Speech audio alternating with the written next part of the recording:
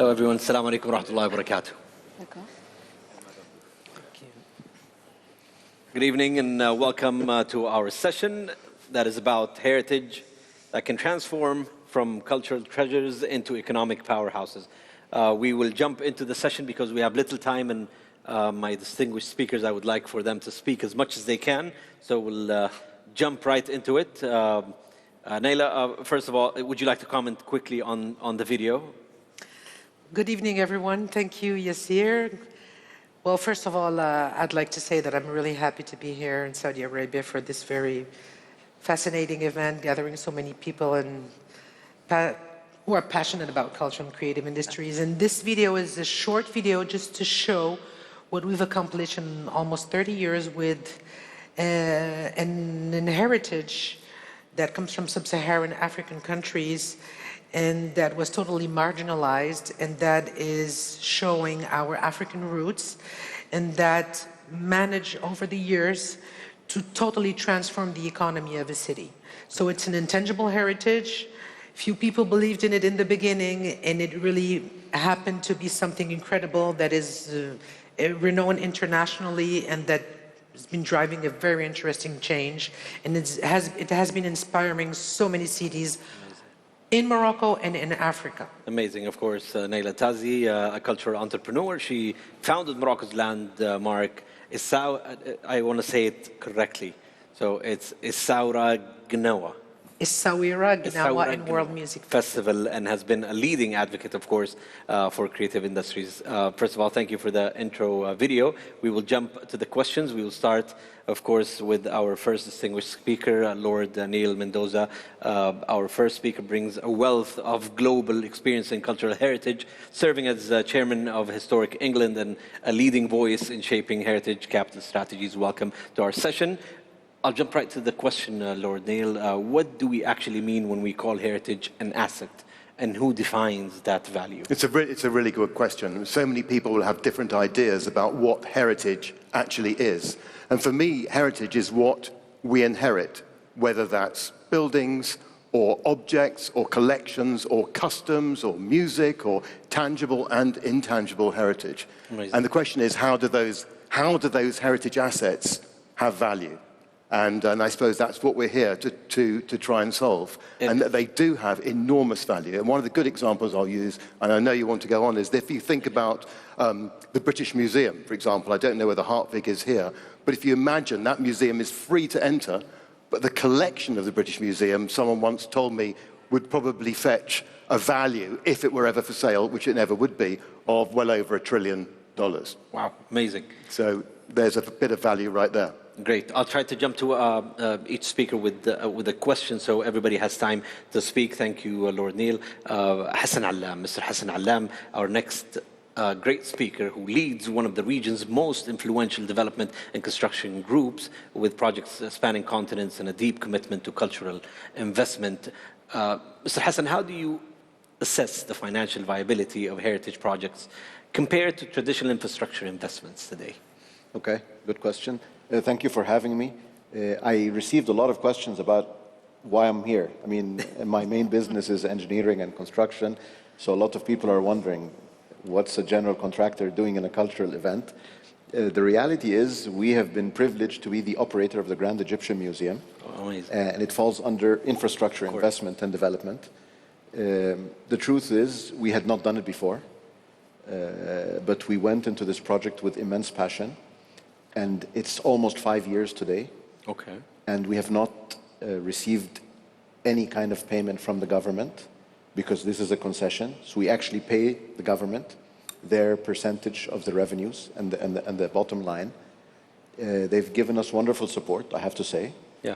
And it is, in my opinion, one of the few large-scale cultural and historic buildings in the world that actually is sustainable commercially and viable. It makes money, which is something you can rarely say. And I think the reason behind this is because we want these buildings to be self-funded. We want them to be institutions that survive the test of time. And if you can't pay for yourself and live off subsidy, then you're at the mercy of someone else's opinion about you, right? Exactly. Over and above the fact that the private sector and government involvement in this building has been a wonderful experience for us. It can be done properly, and it can be done successfully. And it's created a team of die-hard Egyptian fans supporting Egyptian culture and heritage, primarily led by Legacy, which is the subsidiary or the company that manages the museum. Amazing. Wonderful team in that business, and their passion is infectious. So everyone who visits and sees how passionate they are about this project comes again and again, and they've had wonderful events take place. The curation is second to none. Amazing. And the commercial services and the hospitality teams have done a wonderful job. And this is where I will come back to you and maybe ask you how we can transform a heritage site into actual living. People can come and visit. And maybe Dr. Abdulrahman al-Sahibani can actually help us answer that question. Representing the Royal Commission for Al-Ula, Dr. Abdulrahman, he has overseen some of the most ambitious cultural heritage projects in Saudi Arabia, positioning the kingdom on the global stage. Dr. Abdulrahman, ahlan wa sahlan feek. When we talk about heritage as an asset, what do we actually mean, and who defines that value? And also, I want you to basically answer me or give me an answer on how can we transform heritage sites into actual living today. Thanks, Yasser, and I would like to take this opportunity to thank our colleagues at the Ministry of Culture for organizing this important conference, which gives us the opportunity to connect with the global leaders in the field of culture. How it is difficult to be in the end of a very productive day, but we'll do our best to go straight to the point. So I will speak from Al-Ula perspective. So in Al-Ula, we see the heritage as a living asset, not just a preservation of the past, but a driver of cultural, economic, social value. And its impact is clear on maybe three levels. The first one is a local level, or at a local level, it is for the community. It's a source of pride and identity, and it's also creating jobs and also a way of passing the knowledge from a generation to another one. At a national level, we know it is part and a strategic pillar of our Vision 2030, and also it is contributing to economic diversity, as well as it's opening new sectors. At a global level, it offers immersive experiences for the people to connect across borders and for sure foster dialogue. So there is no one who defines the value of the heritage. It is actually an interplay between communities, governments, investors, and communities. This is why in Al-Ula we developed comprehensive strategies that put the protection and revitalization of the heritage at the heart of sustainable development. We are also empowering our local community to be the custodian of the heritage by launching some initiatives or programs such as Hamay that educates and empowers the local community to be the guardian of their own heritage. Yeah. In 2024 alone, Al-Ula welcomed more than 240,000 visitors, creating more than 6,500 jobs and 5,200 community-led businesses. Those figures and those results prove again that the heritage is a living investment where the conservation and prosperity can go hand in hand. Exactly. You have done a wonderful job coming from a young Saudi who goes to Al-Ula and just loves it there. Thank you so much. And then we will come back to the how we can transform the heritage sites into living. Sonia Lawson, as a founding director of the, again, I want to say it correctly, Palais de Loum, right? We're almost there. Almost Palais there. de Loum. Palais de Loum. Okay, there we go. I've practiced this maybe 10 times with Sonia in the back, but it's not happening. But I got it now. Of course, in Togo, Sonia, you have transformed an abandoned place into a thriving cultural hub today, an award-winning conservation model. First of all, we want to know how you did that. Very few initiatives exist in West Africa today, as we have talked in the back, to preserve heritage. Can you highlight how tangible this asset is as an example of heritage and what it means economically? Yes, it's been a journey. Thank you first of all, thank you for having us here and inviting me. I'm very happy and delighted to be in this region for the first time of my life. And it's been a journey because the place was abandoned for more than 20 years. It used to be the German, British, French governor's palace and then abandoned. So it was a proof of concept to transform it and restore it, first restore it, and then transform it into a living heritage open to the public. So it was very new. Some of pictures of how it was before. It was then. So first, in the process, we work, of course, with local firms. We can see the pictures in the back here. Yes, in the back. Some pictures of how it was before. So we worked with local firms, masons, carpenters, and all these works to transform the place, which means that we created jobs in this area and work with construction firms to transform the place to what it is now. And now it's a place that mixes heritage, culture, and biodiversity. So it's very unique in West Africa for this mixture and blend, the way it blends this.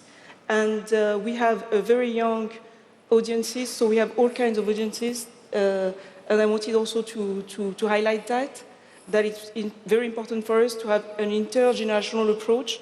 So the majority of our audience is in their 20s, below 35, but we like also to create links with other generations, so that culture is also a place of gathering of several kind of people and generations. Amazing. So beautiful.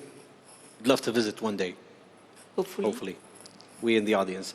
Thank you so much. We'll come back to you, Sonia. Nailah, Tazi, you're as a cultural entrepreneur today. First of all, where did it start, this festival, and where is it right now? How did it start and where is it right now? And then let's talk about the younger generation. How do we make heritage relevant to the younger generation through festivals like yours? Our festival started in 1998, so it's almost 30 years. And it started in a small town of 70,000 people. And one has to imagine that after 2 or 3 editions, 500,000 people were showing up in this city. 5 times maybe, or more. So this is what brought up the idea that culture is a driving force in terms of development. And I really appreciated what was said on the previous panel. Someone said there is a ROIS, a return on investment in society. And with this event, we really had the demonstration of what the younger generations like, what they want. They want culture, but they want the culture of the country, because this is what we are proud of, who we are. This is what brings us together. This is what gives us a chance to be better known by the international scene. So it's a fabulous mean of cultural diplomacy. Is fantastic. So this is why I'm so happy to be here in Saudi Arabia, because things are going so fast, because there is a political vision, there is a will, and the decision makers are making it happen.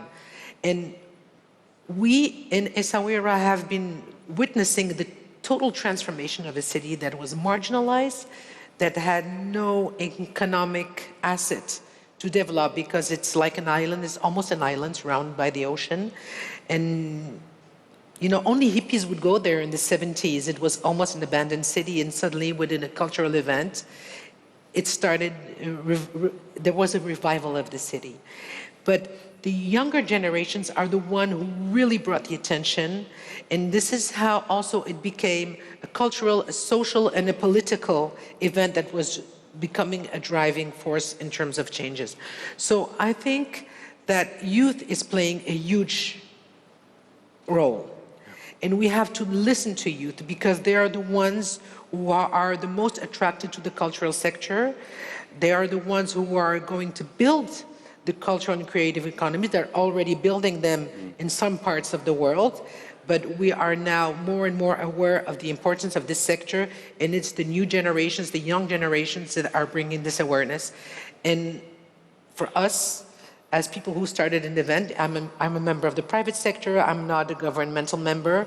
I really believe that we have to encourage the private sector's young entrepreneurs and to give them the more chances as possible to realize their ideas and their projects in the cultural and creative sector. It always starts with a believer.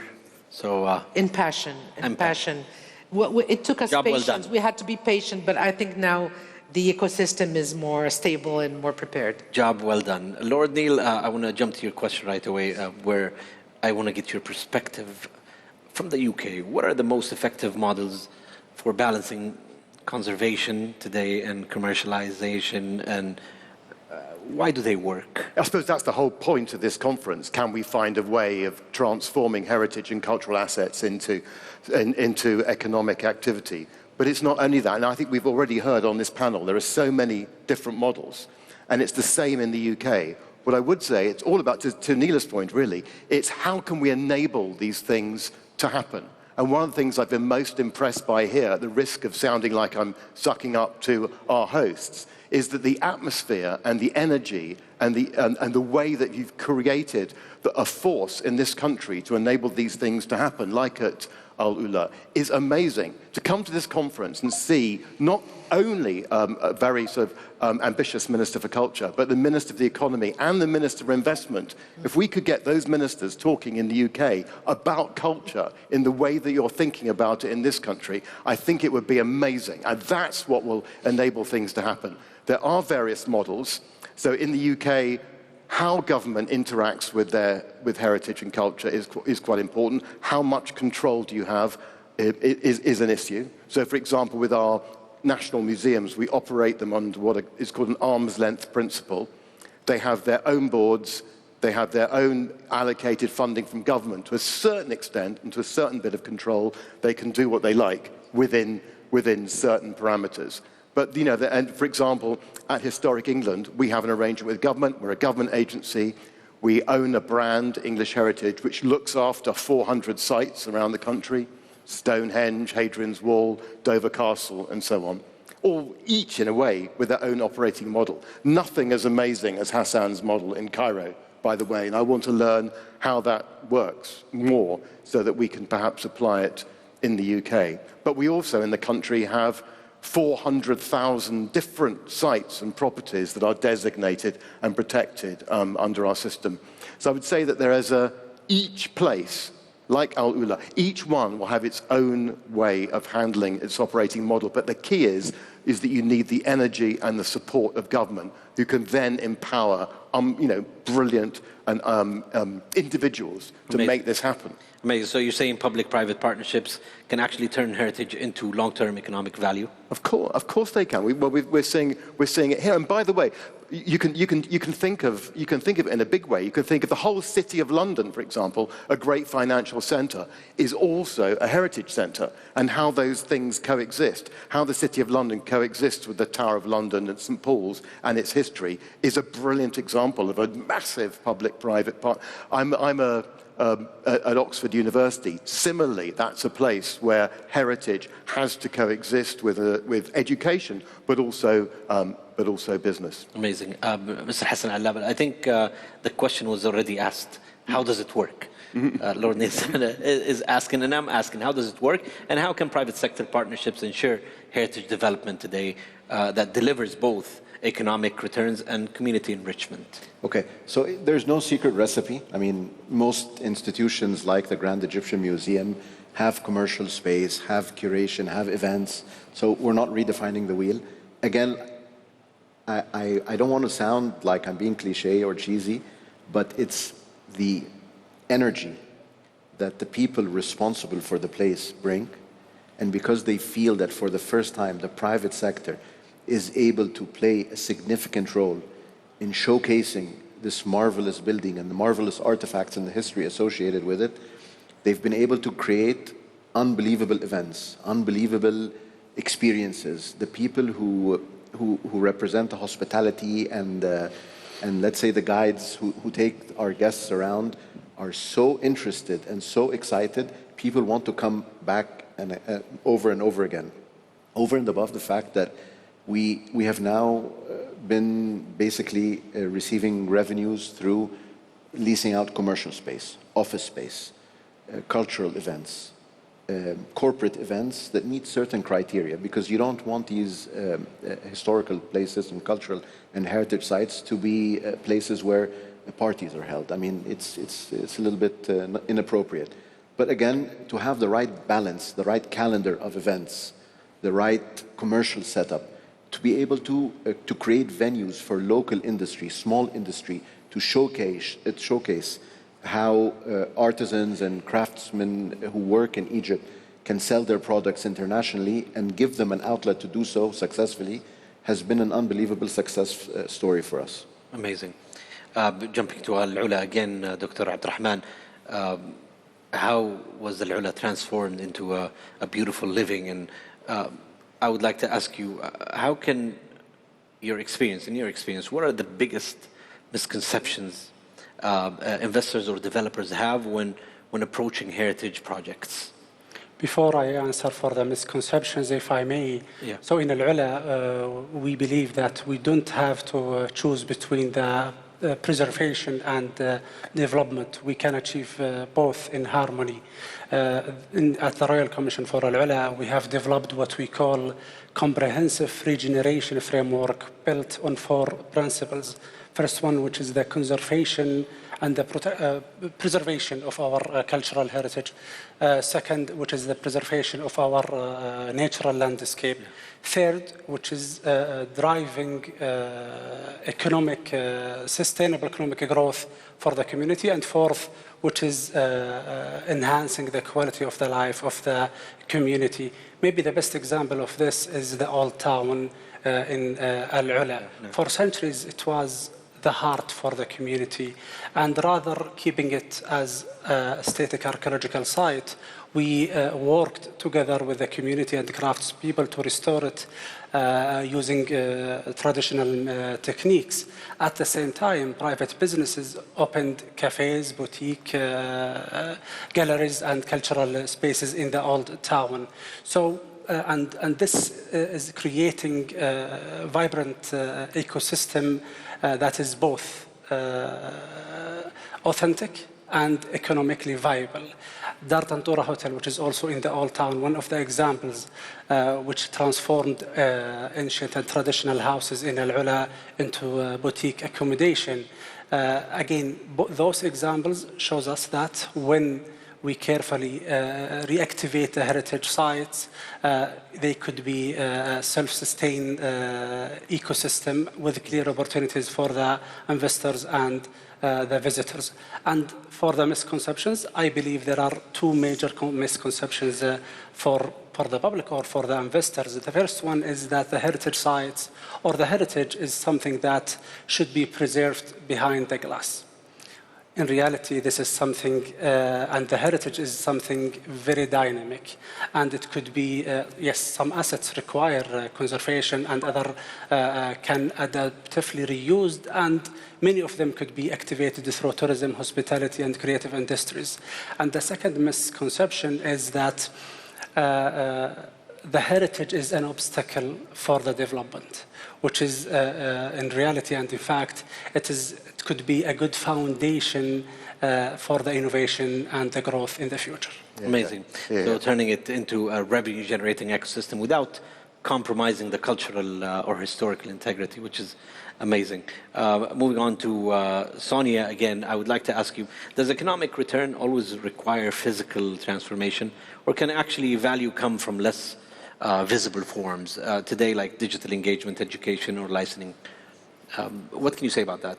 I would say that digital is a tool that is very helpful for heritage, but heritage is also something tangible. So it goes both ways. When you want to have visitors to attract them, you need to have also something tangible to show them.